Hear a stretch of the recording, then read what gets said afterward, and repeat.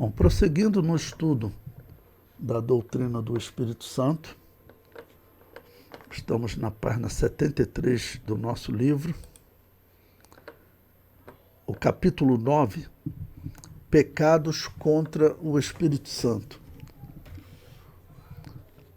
Bom, eu coloquei aí no comentário, né? Acreditamos que os salvos podem cometer uns pecados contra o Espírito Santo, e o primeiro, o apóstolo Paulo diz que é entristecer. O apóstolo Paulo está falando para cristãos, não? Mas é um pecado contra o Espírito Santo. Ele diz o seguinte, Efésios capítulo 4, versículo 30. De preferência, mantenham as suas Bíblias abertas, que às vezes eu gosto de ler o contexto para nós podermos entender toda a mensagem. Então, Efésios 4, versículo 30 diz: E não entristeçais o Espírito Santo de Deus, no qual estáis selados para o dia da redenção. Bom, ele fala no versículo 31 e 32, ele fala de entristecer, não, e qual a relação com os cristãos. Então veja, o versículo 31 diz: Toda amargura e ira e cólera e gritaria e blasfêmias e toda malícia seja tirada de entre vós. Antes, sede uns para com os outros benignos, misericordiosos, perdoando-vos uns aos outros, como também Deus vos perdoou em Cristo. Bom, então, pelo contexto, o apóstolo Paulo está deixando claro que esse entristecer do Espírito Santo ocorre quando falta harmonia entre os irmãos, porque ele está falando aí exatamente de relação entre os cristãos. Falando da relação entre os cristãos, que a falta de harmonia entre os cristãos causa essa tristeza no Espírito Santo. Vamos lembrar que foi a oração do Senhor Jesus para que nós tivéssemos harmonia entre nós. Jesus ora para que nós tivéssemos harmonia dentro de nós mesmos e também para com o nosso irmão. Jesus Cristo diz: Pai, que eles sejam um, assim como tu o és em mim. E tem pessoas que ficam discutindo se Jesus está falando de uma harmonia que eu devo ter entre o meu espírito, alma e corpo, já que o apóstolo Paulo diz que existe essa divergência, né, dentro de nós, que ele diz que nós estamos divididos porque a nossa carne quer fazer uma coisa, o nosso espírito quer fazer outra. E ele diz: miserável é o homem que sou. Então, existe o problema da divisão que existe dentro de nós, que às vezes nós estamos pensando coisas e fazendo coisas que nós não queremos fazer, e outras vezes a coisa que nós queremos fazer, nós não fazemos. Tá bom? Nós não fazemos. Esse é um ponto. Realmente existe a divisão dentro de nós. Mas existe também aquela divisão que nós, infelizmente, acontece com os nossos irmãos. E é essa divisão que o apóstolo Paulo está falando aqui, que ela causa uma tristeza no Espírito Santo. Então, Jesus orou para que essa falta de harmonia se encerrasse. Então, quando Jesus ora: Pai, que eles sejam um, assim como tu és em mim, está falando tanto da harmonia nossa, entre nós e o nosso irmão em Cristo, tá bom? E também harmonia dentro de nós. Harmonia dentro de nós. A oração de Jesus se aplica nesses dois sentidos. Bom, o número 2, estamos na página 73. Estamos na página 73 do nosso livro. O segundo ponto aí, o número 2, é mentir. Mentir. Eu separei Atos capítulo 5, versículos 3 e 4. E eu vou explicar aqui para vocês qual é o significado de mentir aqui. Não? Bom, o texto é muito conhecido, é a história de Ananias, né? Um cristão que toma uma atitude bonita, de vender os seus bens e entregar metade para a igreja. Essa é uma atitude muito bonita, né?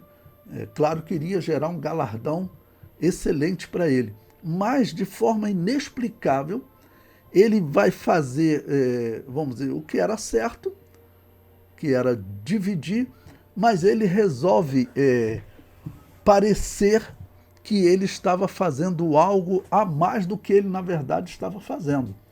Ele estava entregando metade dos bens dele. Nós temos na história homens que se destacaram por eles se converterem e venderem tudo que tem, deixar metade com a mulher e filho, e o restante aplicar tudo na obra de Deus.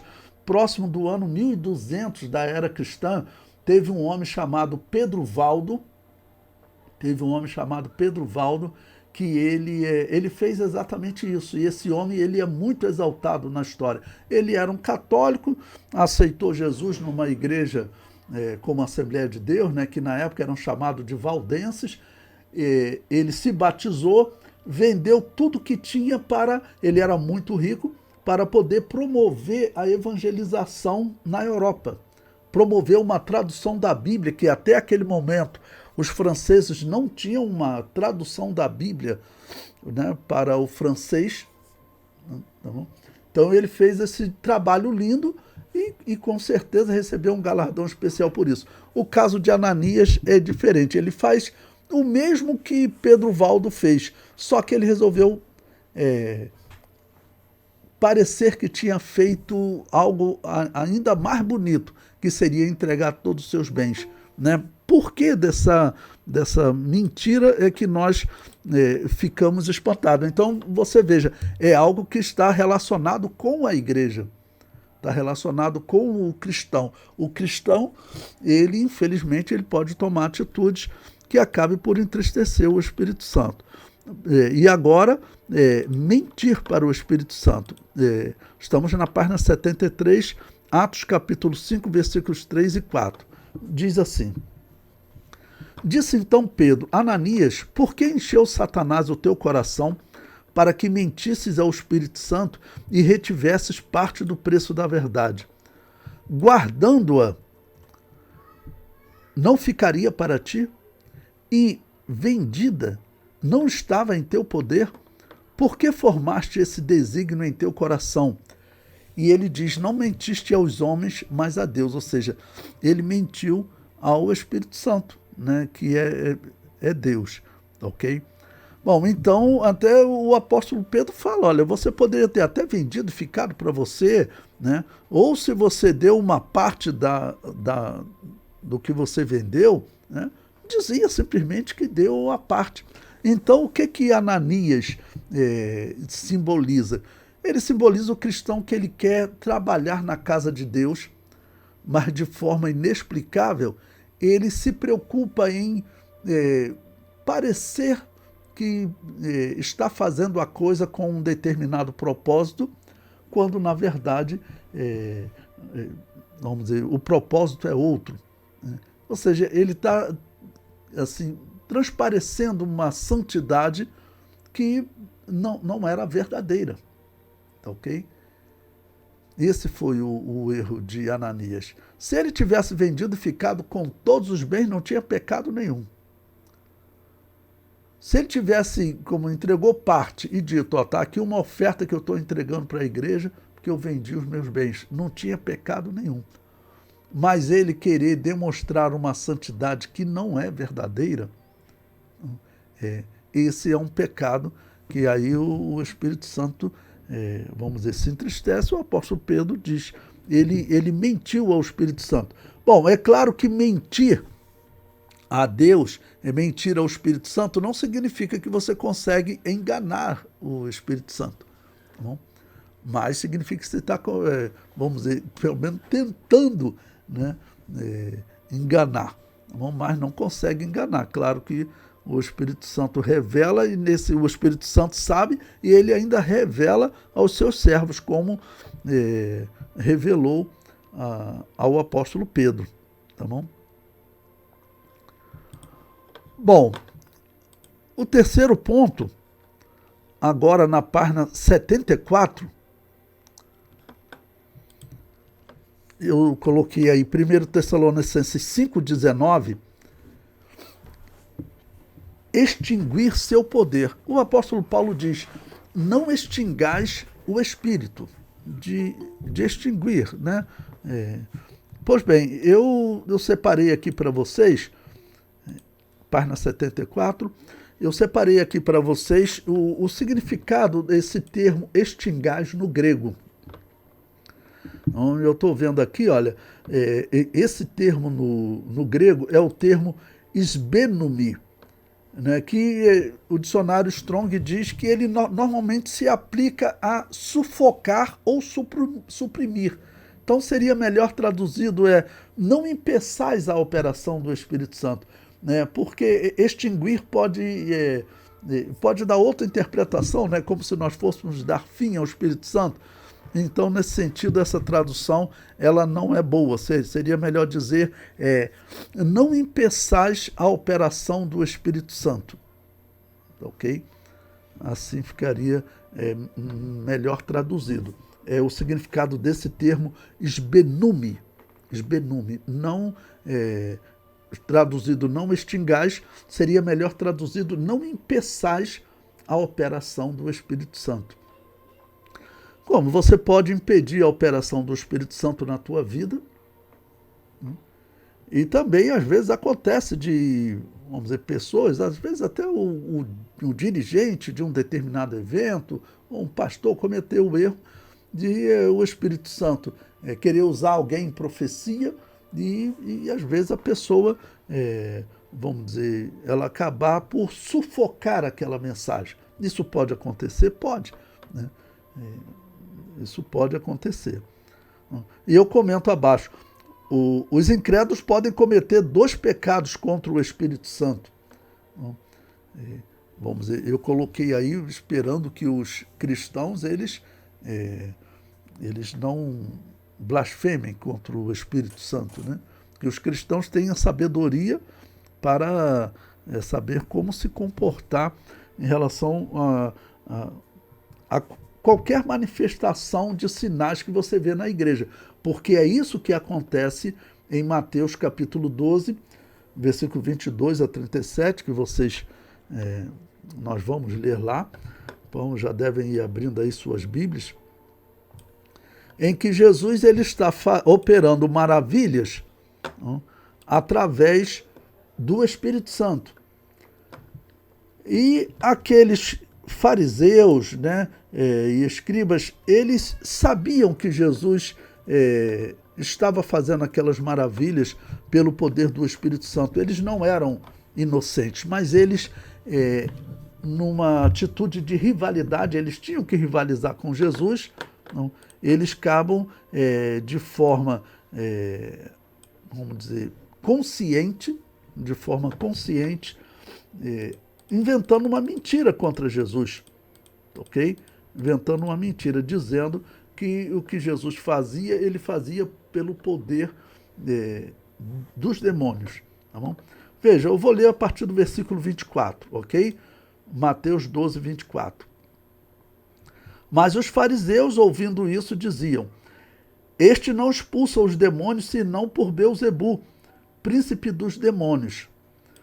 Jesus, porém, conhecendo os seus pensamentos, disse-lhes, todo reino dividido contra si mesmo é devastado, e toda cidade ou casa dividida contra si mesmo não subsistirá. Se Satanás expulsa Satanás, está dividido contra si mesmo. Como subsistirá, pois, o seu reino? Não, vamos dar uma pausa aqui para poder explicar a vocês, que algum questiona. Mas o reino de Satanás não subsistirá. Sim, vai ter um momento que Deus vai interferir e vai destruí-lo. Se ele estivesse dividido, ele se autodestruiria. É isso que Jesus está dizendo. Então Jesus está dizendo, o reino de Satanás não está dividido. E ele serve de um alerta para nós. serve de um alerta para nós vermos que ele trabalha unido, né? O versículo 27. E se eu expulso os demônios por Beelzebu, por quem os expulsam então os vossos filhos? Portanto, eles mesmos serão os vossos juízes. Mas se eu expulso os demônios pelo Espírito de Deus, é conseguintemente chegado a vós o reino de Deus. Ou como pode alguém entrar na casa do homem valente e furtar os seus bens, se primeiro não manietar o valente, saqueando então a sua casa? Bom, Jesus está usando a comparação que ele está chegando e está, vamos dizer, saqueando a casa de Satanás. Esse mundo que nós estamos vivendo, Satanás é chamado, né, de até o Deus desse século. Okay? No versículo 30, Jesus diz: quem não é comigo é contra mim, e quem comigo não ajunta, espalha. Portanto, eu vos digo, esse aqui é o ponto que Jesus diz que eles estão blasfemando contra o Espírito Santo, né? Então ele diz: portanto, eu vos digo, todo pecado e blasfêmia se perdoará aos homens, mas a blasfêmia contra o Espírito Santo não será perdoada aos homens. E se qualquer disser uma palavra contra o Filho do Homem, ser-lhe-á perdoado. Mas se alguém falar contra o Espírito Santo, não lhe será perdoado, nem neste século, nem no vindouro. Pois bem, então, primeiramente, vamos explicar o que é blasfemar contra o Espírito Santo. Eu comentei aí abaixo no livro. Blasfemar contra o Espírito Santo é atribuir aos demônios uma obra do Espírito Santo. Foi isso que aconteceu ali. Jesus estava fazendo algo pelo poder do Espírito Santo. E os fariseus atribuíram aquele poder de Jesus ao poder dos demônios, de Beelzebu, príncipe dos demônios. Satanás, né? Atribuiu esse poder a Satanás. E então isso Jesus diz que significa uma blasfêmia contra o Espírito Santo. Certa vez uma pessoa me procurou, ela estava preocupada que ela teria blasfemado contra o Espírito Santo. Aí eu falei, mas o que a irmã falou? Não, aí eu falei para ela, olha, eu já te digo antecipadamente que você não blasfemou contra o Espírito Santo, mas me diga o que aconteceu. Ela viu alguém sendo usado, né, nos dons espirituais e ela achou aquele... ela era pentecostal também, não? Mas ela assim, viu o dom espiritual, a profecia que a pessoa falou, ela viu como uma profecia da carne, né, como uma coisa errada. E ela... Aí depois ela ficou preocupada se ela teria blasfemado contra o Espírito Santo. Aí eu falei para ela, bom, por que eu afirmei que você não tinha blasfemado contra o Espírito Santo? Porque se você tivesse blasfemado, você não estaria aqui preocupada, orando e agora me perguntando, né, se você errou quando você falou aquilo. Porque se você tivesse blasfemado, o Espírito Santo não operaria mais em você. E essa é a razão da pessoa não ser perdoada. Por que o homem é perdoado? Ele é perdoado após ele ser convencido do pecado, da justiça e do juízo. Quem é que convence o homem? É o Espírito Santo. Se o homem blasfemar contra o Espírito Santo, esse pecado não será mais perdoado, porque o Espírito Santo não operará mais nele e não o convencerá mais do pecado, da justiça e do juízo. Tá bom? Então, eu falei para ela, se você está arrependido e preocupado, já orou a Deus pedindo perdão se você errou em alguma coisa, significa que você não blasfemou contra o Espírito Santo.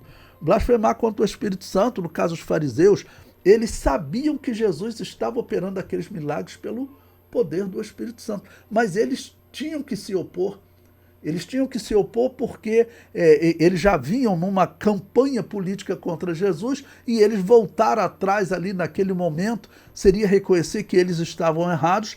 E Jesus, em diversos momentos, repreendeu eles, dizendo também que o reino de Israel e toda a posição que eles tinham seria tirado deles. Então, seria um reconhecimento de que eles estavam todos errados. E isso para o homem é muito difícil. Você vem pregando uma determinada coisa há muito tempo. E chega uma determinada pessoa, no caso Jesus, e diz para eles que eles estavam vivendo, né, de maneira errada, que eles eram sepulcros caiados. Então Jesus vai fazer diversas críticas a eles, né? Então, naquele momento, baixar a cabeça ali e reconhecer o erro, é preciso realmente uma humildade muito grande. E, no caso, eles não tiveram essa humildade. Então, eles sabiam que eles estavam mentindo contra o Espírito Santo de Deus. Então, é um pecado consciente, né? Às vezes a pessoa fala alguma coisa sem saber, sem entender do assunto, sem saber o que está acontecendo. Então, essa pessoa, ela é inocente. Então, Deus faz, claro, sempre um julgamento justo. Pois bem, o comentário prossegue.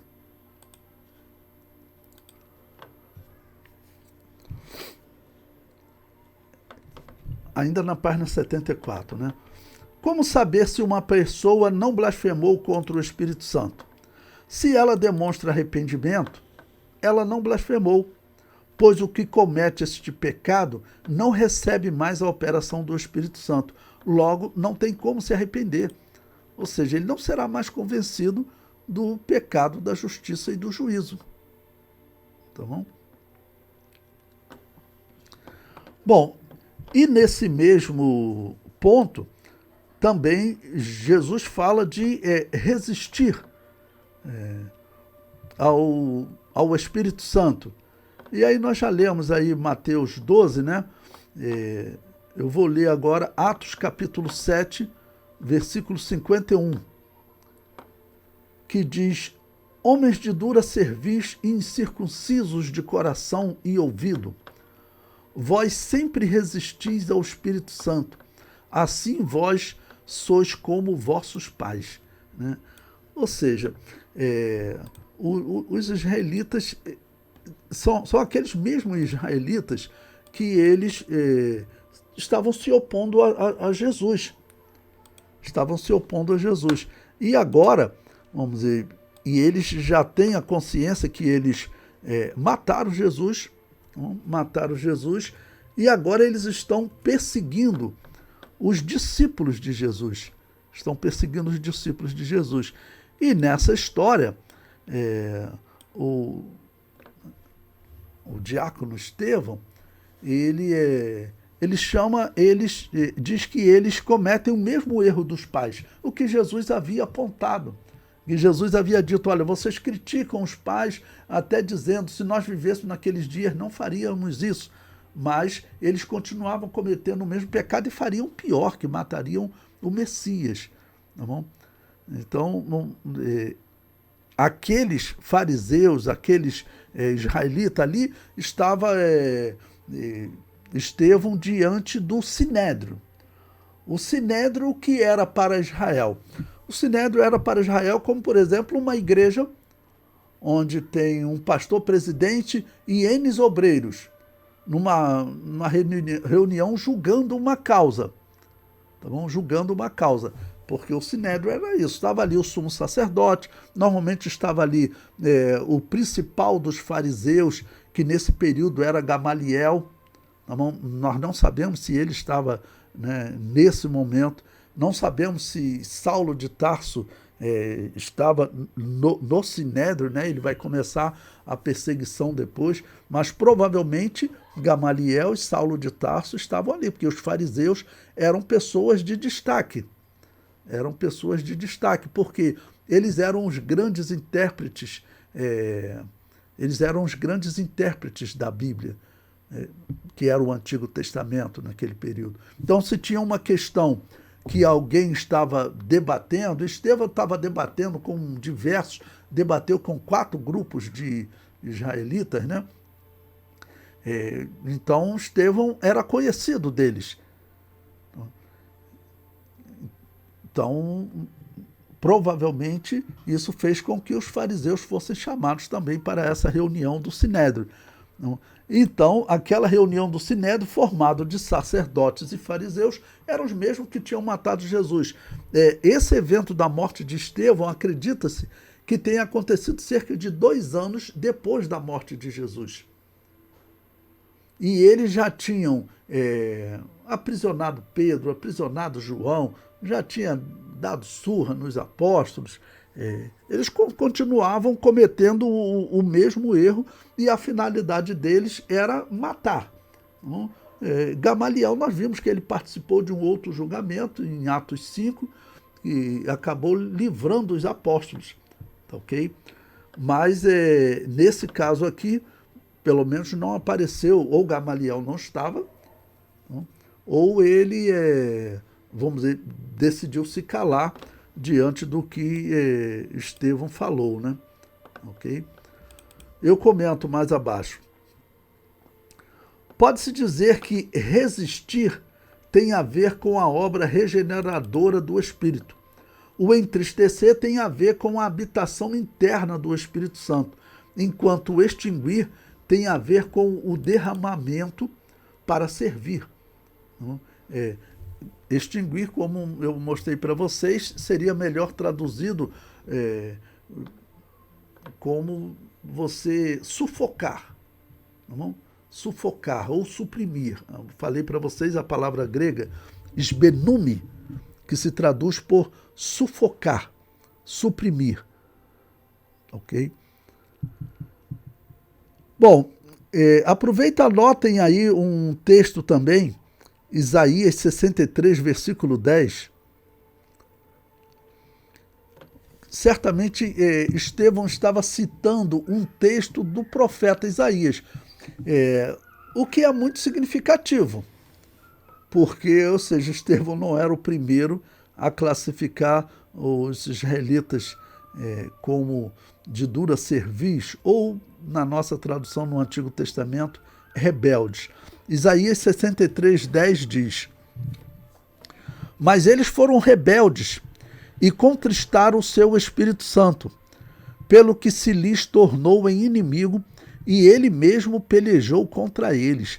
Ou seja, o Espírito Santo ele acaba agindo contra Israel e pelejando por quê? Porque ele